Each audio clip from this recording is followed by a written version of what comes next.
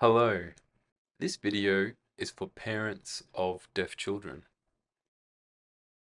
We want to let you know that we are holding a consultation about deaf space, looking at what it is and how we can grow great deaf space in Australia for you and your child.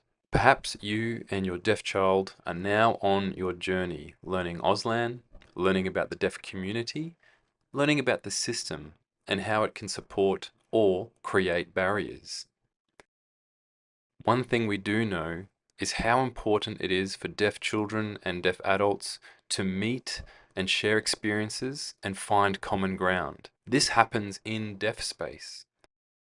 This might be at school, on a play date, at a storytelling event at the local library, or at a community picnic. What do you think about those spaces? Are there other spaces? How do you and your child feel in those spaces? What are your barriers? We have a Zoom event planned on the 19th of March from 6 to 8 p.m. Queensland time. Please come along and share your experiences. See you there.